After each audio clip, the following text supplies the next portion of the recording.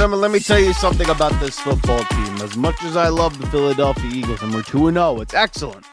It's what you want to be after 2 games.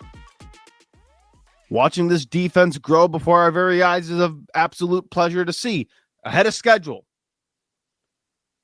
But this offense, ladies and gentlemen, it's one of the worst offenses I have seen in a long time. This offense is so putrid, so mundane, so simplistic, so rudimentary. It puts Pop Warner offenses to shame.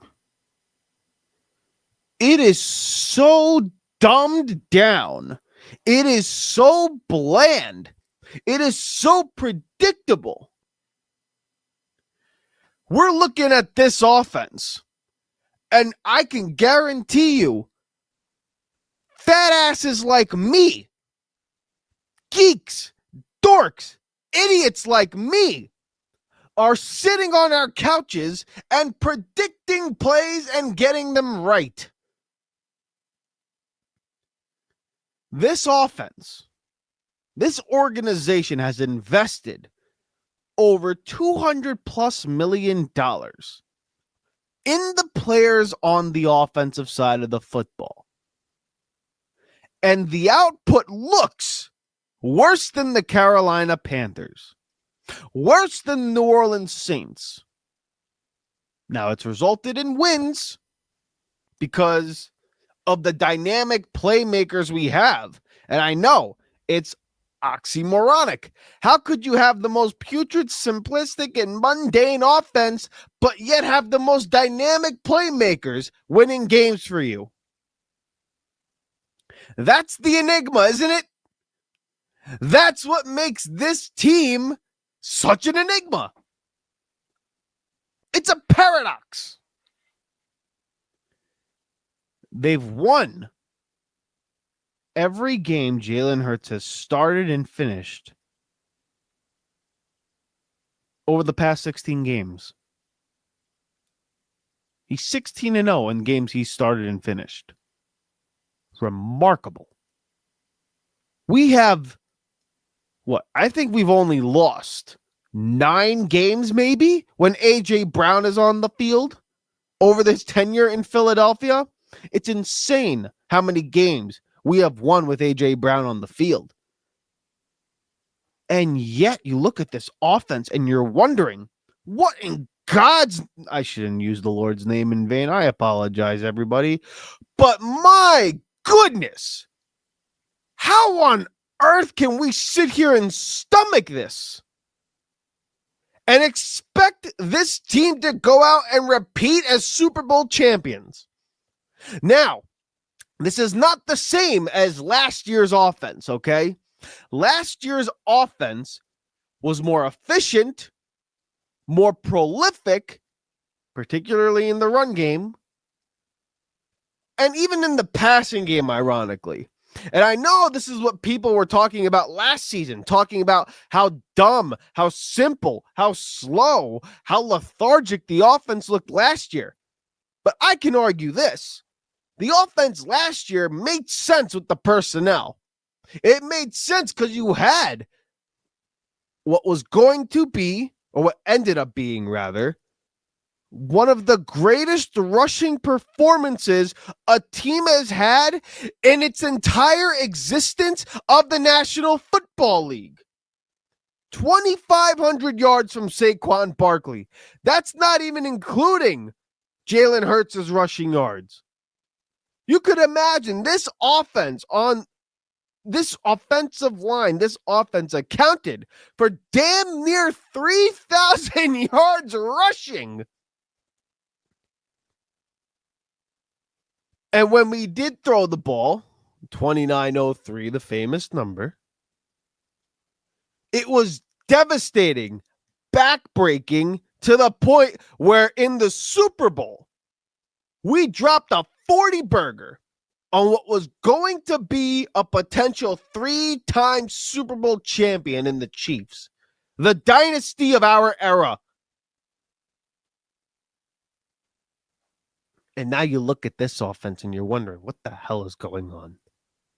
Now, listen, we're going to talk about this together, ladies and gentlemen. Is it the organization? Is it Kevin Patullo? Is it Jalen Hurts? Is it all the above?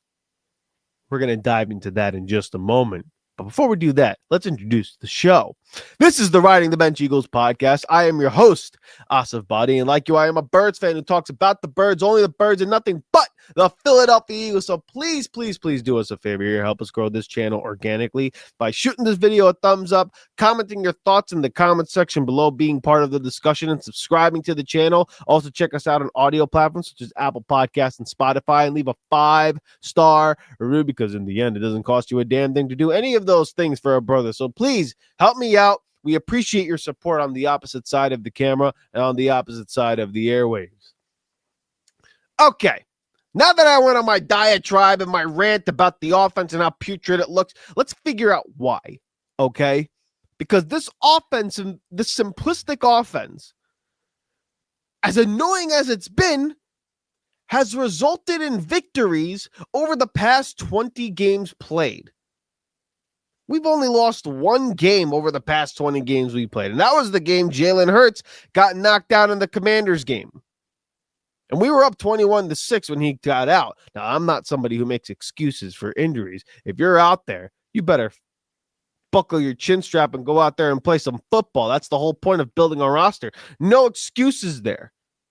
But again, when you have Jalen Hurts and the way this offense has been running, as simplistic and mundane and putrid as it is, it's resulted in victories. And that's what the organization is going to back with.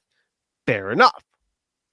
However, this doesn't excuse how predictable and how stupid and how mundane and ordinary and rudimentary, whatever simplistic word that you can use to describe or be synonymous with simplicity, that's no excuse with the players that you have.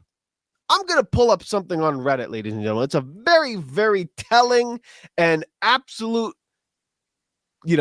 just a damn condemnation on this damn offense. For my radio audience, this is a post on Reddit where, based on the Eagles' offensive formations, it tells you everything you need to know. Okay? This is based on this year. I'm going to read it.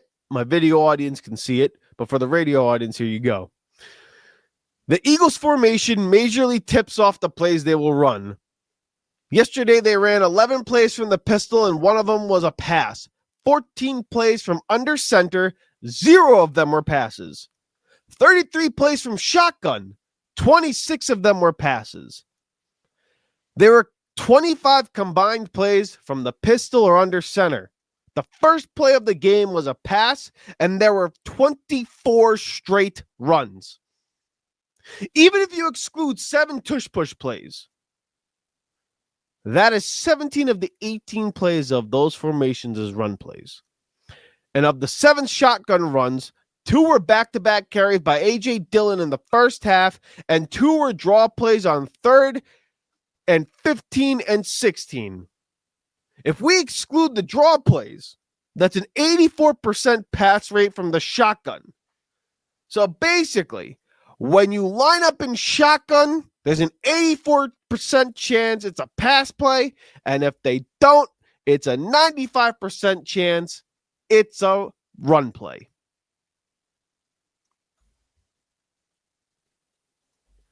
Basically, if you're in shotgun, you're damn near throwing the ball every time.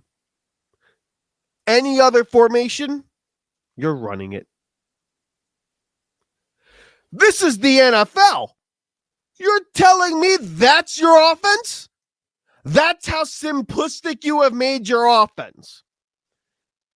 I can't tell if it's stupidity or if it's arrogance that makes people believe in that organization that that's acceptable.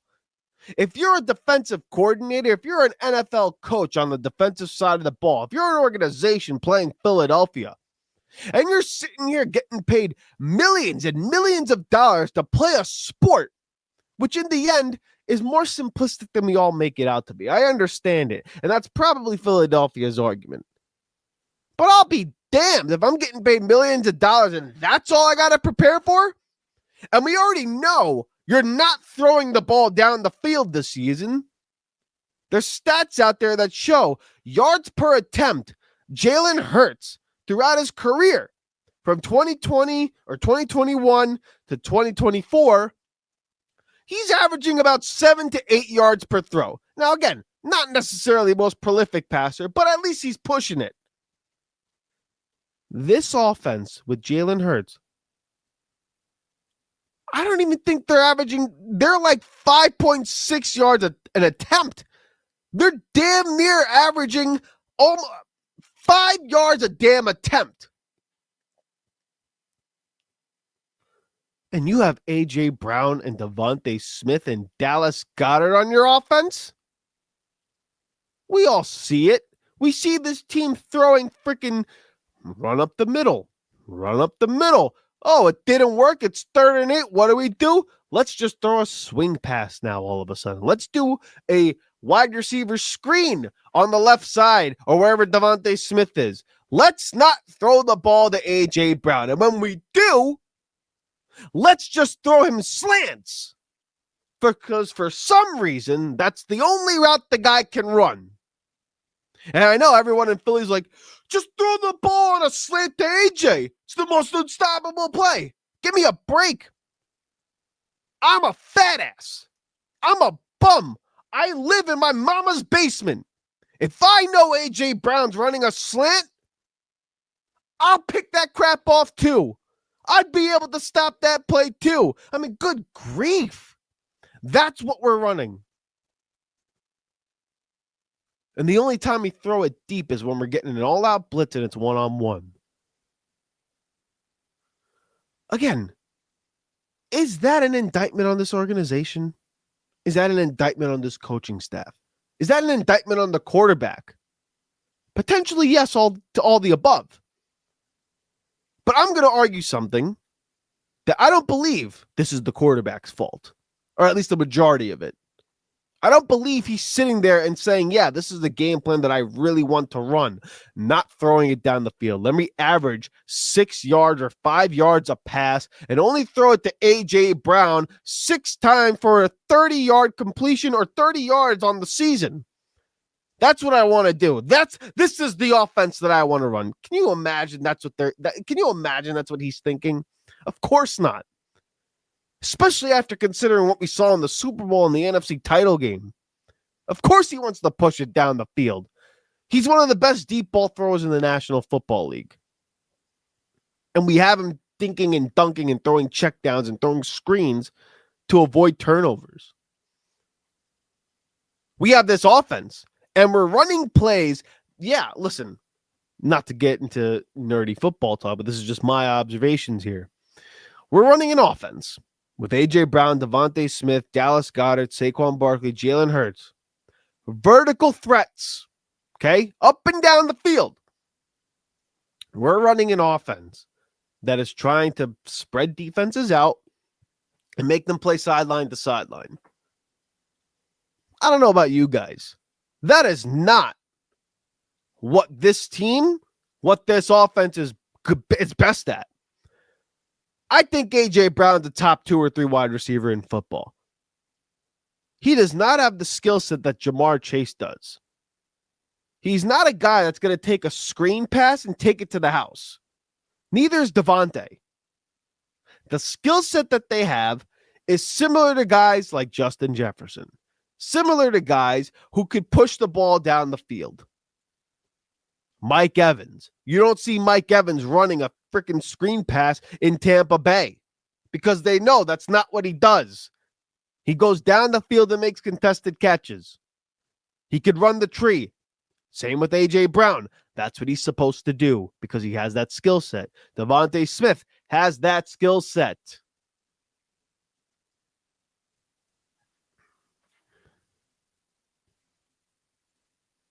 You're running an offense that is catering to the weaknesses of the players around you. I believe Jalen Hurts is a top 5 quarterback. I don't necessarily believe he's the most proficient pocket passer in the NFL. Of course not. That is not his game. What he's best at is doing things off schedule, being a guy to extend the plays, rolling out of the pocket, rolling out left, rolling out right, seeing the field and making the defender make a choice. That's his superpower because of his ability to run the ball and his ability to be effective throwing it when he's got a lane to throw. It's what we did in 2022. It's what we did in the Super Bowl. It's what we did in the NFC title game. This offense has Jalen Hurts sitting back there trying to bake a batch of freaking cookies in the pocket. And we're not running routes beyond 5-6 yards. Of course nobody's going to be open. We're so damn lucky. This is part of the reason why I believe he's a top 5 quarterback, just by watching this. We're so damn lucky. This guy, Jalen Hurts, is our freaking quarterback because most other quarterbacks outside of the big 4, if they were running this offense, they would not be able to do anything. We have castrated this offense and taken the freaking cojones off the freaking quarterback and making them afraid to throw the ball down the field because we are afraid of a potential turnover.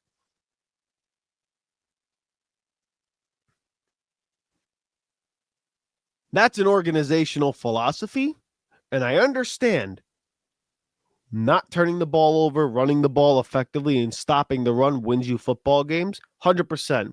Totally agree. But at the same damn time, you have to get big explosive plays. You have to expose and take advantage of some of the matchups you can have with AJ and Devonta. Don't tell me that you are potentially going to lose more football games by putting the ball in Devonta and AJ Brown's hands. I find that to be hard to believe. I find that to be nonsensical. And now when it comes to Kevin Patullo, do I believe he is castrated by the organization to not call the plays he wants? Perhaps.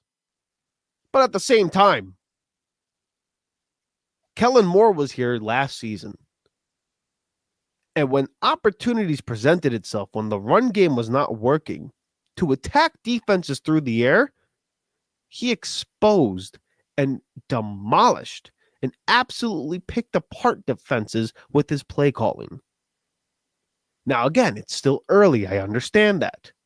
Kevin Patullo does not yet have a feel, and maybe he'll grow into getting a feel for this offense once everybody's healthy, because I know Landon Dickerson's hurt and that plays a major role here, but I don't want to hear that excuse.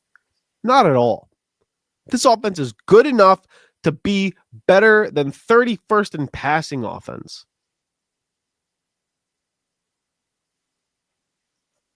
The plays that we're running, the plays that he is chosen to run, do not cater to the strengths of the players. It's to their weaknesses. And this team, because they're so damn good.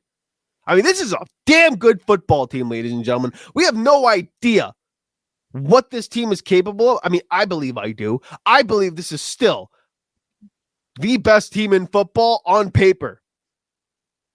Because the defense is excellent so far, or at least ahead of schedule, considering the youth.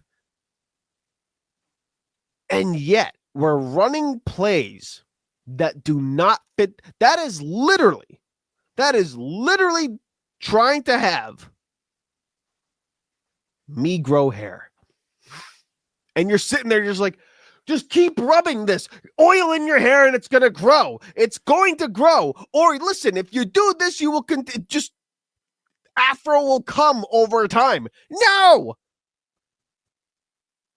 The way to accentuate this beautiful figure that I have, my beautiful face, grow good facial hair, clean up the top of the dome. That's the way you do it. You play to your strengths. I can get loud. I'm a relatively good-looking fella. I'm not necessarily ugly. But you know what I do? I wear shirts that fit my figure properly, hide my fat-ass belly, makes me look good. I don't wear muscle shirts that make me look like I'm baking that I look like a freaking bread in the freaking oven. No. That's what Kevin Patullo's doing. You're having A.J. Brown run routes that are under 5 yards as a decoy. You're having Devonta Smith be a blocker on some of these swing passes to Saquon Barkley. You're having Grant Calcaterra be a blocker in some of these run schemes when we know he literally has no ability to block. But yet you call these plays and you run these schemes that emphasize the weaknesses of our players. And yet this team has won in spite of it. It's remarkable that they're 2-0. Part of that is because Jalen Hurts is excellent. We are not 2-0 without Jalen Hurts. I don't care what anybody tells you. I don't care what anybody tells me. I know what I'm seeing with my eyes. You, as an Eagle fan, knows what you're seeing with your eyes. These offensive struggles, this putrid offense, it's not quite 2023, and it's not quite 2024. At least in 23, you looked at it and said, oh, yeah, you're 8th in passing offense, and you pushed the ball down the field. Now, the play calling was putrid, in my opinion. And you also had the 31st ranked defense in the NFL. But this offense, I mean, I can't even fathom it. And I'm somebody who wants to just win games, 100%. And I was one of the people last season who didn't mind that we had a passing offense that wasn't aggressive last season.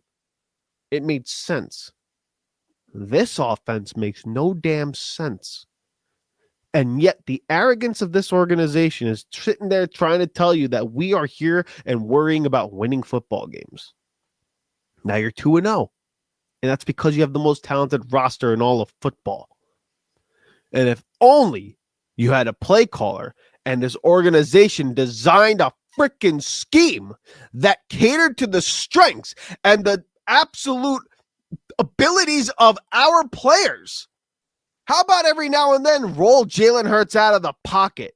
How about every now and then throw a freaking poster out to AJ or throw a corner out to Smitty? Get Dallas Goedert in space. But no. Let's make Jalen Hurts the pocket passer that we know he's not proficient in. Let's make Devonta Smith a blocker and swing routes for Saquon Barkley to get him in space.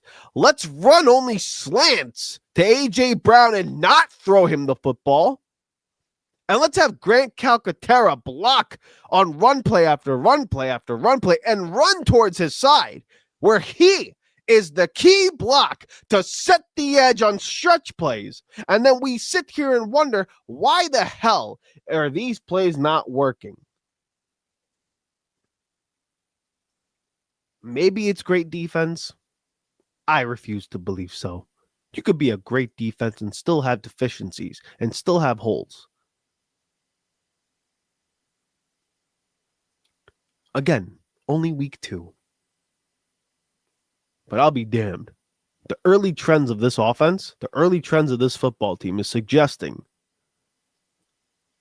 this guy, Kevin Patullo, and whatever scheme that they're coming up with is not good. And I know I'm going a little long-winded here, but I just want to put one more little tidbit here, a little bit more of an observation that I've noticed that I think might be telling. When we hired Nick Sirianni, obviously went outside of the organization, and we brought guys outside of the organization to be his coaching staff. That's the Shane Steichen crew, that's Jonathan Gannon, etc. 2 head coaches now in the NFL. Daniel Jones, 2-0, looks great, probably going to be comeback player of the year. He's playing excellent football. Shane Steichen finally has a quarterback that is going to run the offense similarly to what Jalen Hurts did. Jonathan Gannon's 2-0. He's turning that program around over there. Now, they're not very good as a football organization and a football team, but he's doing good stuff over there. Nick Sirianni, obviously, really, really damn good head coach. Super Bowl winner, I think is a key cog in what this organization and what this team has accomplished over the past 4 to 5 years as him at the helm. But when the organization gave Nick the autonomy to hire an offensive coordinator after Shane Steichen departed and after Jonathan Gannon departed, that was the Brian Johnson and the Sean Desai, Matt Patricia era. That was the collapse. The organization decided, hey, you know what? Nick, these are guys that you could bring in the building. You could choose which one, but these are the guys you're going to talk to. We're definitely bringing Vic Fangio in, who's what they wanted in 2023, to be fair. And out of all these guys, we're going to pick Kellen Moore. We like him. You're going to interview him. And if you like him too, we're going to have him hired. And it got us a Super Bowl. Now that they have the cachet, got his Super Bowl title, Kellen Moore gets the Saints job. The organization said, okay, you got your new contract. Let's give you the autonomy again to pick the coordinator that you want. Again, an in-house hire in Kevin Patullo with zero experience in play calling, but has been in the building for 4 years and been with Nick throughout his whole damn career. And the offense looks putrid again. I don't know. When something acts like a duck, quacks like a duck, and looks like a duck, it ain't a damn mongoose. These in-house hires that they have let Nick be in charge of, and again, damn good head coach, really good at building a program, scheduling the practices, keeping these guys relatively healthy, getting them on the same page and winning games, and we've won a lot. Like, this is the era of football in Philadelphia. We've won the most. And that's attributing to Nick and Jalen Hurts. You have to give them credit and what Harry Roseman has built with this organization. 100%. But we're giving this high-powered offense with the talent it has to somebody, for a lack of a better analogy here, you're giving the keys to the car of a Ferrari to someone who's never ridden a bicycle before. And you're trying to figure out, can he do the job? You got a Super Bowl window. You just won the title. Your defense is ahead of schedule. You've brought 10 of the 11 starters from last season back on offense. And you're trying to sit here and tell me, let's experiment with a new play caller who's never had play calling experience before. I don't know. I'll end the episode with this because I've gone long enough and I've taken enough of your time. I understand. You trust the guys in the building, you trust your program, you have the talent, and the results have been speaking for themselves. I can't argue the results. None of us can. And when Kevin Patullo was hired, I said we have to give him a chance, and I'm going to. Okay? He's got a few more weeks before we can start sitting here questioning whether or not this guy's competent for the job. But I'll tell you what. If we had to make a decision now, what we would do, I think everybody knows good and damn well what we all would decide. And that's very, very telling, considering that it was an in-house hire by Nick Sirianni. And that's something that's a little bit more of an indictment on him versus Jalen Hurts and the organization. So the thing that we can do now is just sit here and wait. See how they look against the Rams, see how they look against the Bucks, and see how this offense looks as they start to get healthier and get more timing with each other. Because from what everyone's telling you in Philadelphia, everything's all good. Everything's dandy. It's all about the process. Well, I'll tell you what. This process better step the hell up, because I am sick and damn tired of watching this putrid offense be as putrid and simplistic and rudimentary as it is. I don't care that it's off schedule. I don't care that it's off rhythm. And I'm not expecting Jalen Hurts to throw for 4,500 yards and be a prolific passer. Hell no. He makes his bread and butter by being a off-schedule player. That's his superpower. But I'll be damned if I'm going to sit here and watch what I'm witnessing right now. It's disgusting. And everybody in Philadelphia, everybody feels the same way. So Kevin Patullo and this organization's philosophy on not turning the ball over and not pushing it down the field, you're on the clock. You better get this crap right, or else heads are going to roll in Philadelphia. Hey, thank you so much for watching the Riding the Bench Eagles podcast. If you want to continue to support the channel, please hit the like and subscribe button down below. Also, check us out on Instagram and TikTok at Riding the Bench Eagles Pod. We're also on Apple Podcasts, Spotify, iHeartRadio, you name it, we're on there. Thank you so much for listening, and please join us next time here at the Riding the Bench Eagles podcast.